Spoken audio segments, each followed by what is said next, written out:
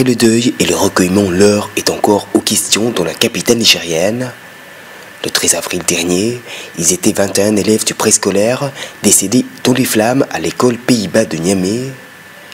Le feu qui avait ravagé 25 classes dites en paillotes avait alors mis en lumière des défaillances jusqu'alors ignorées. Des enfants du préscolaire qui se retrouvent dans des classes en paillotes sur une voie publique et des fois qui sont construites de façon totalement anormale, déplacée. Donc les uns comme les autres ont dû normalement se rendre compte de ce que des événements graves comme ça peuvent arriver.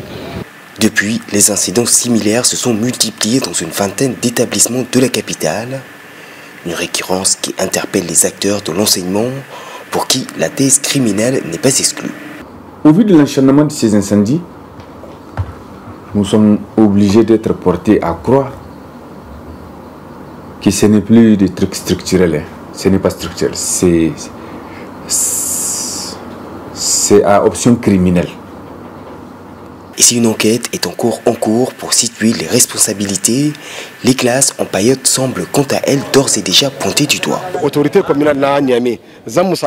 Notre cri de cœur serait vraiment que les autorités construisent désormais des classes en dur plutôt qu'en paillotes et que nos enfants puissent enfin étudier en toute sécurité. En 72 heures, on a eu cette série d'incendies. Et je pense que ce qui vient de se passer doit interpeller tout un chacun.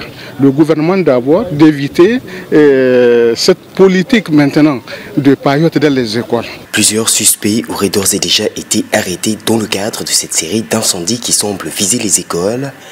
Les autorités ont quant à elles annoncé le retrait prochain des classes en paillotes des établissements scolaires.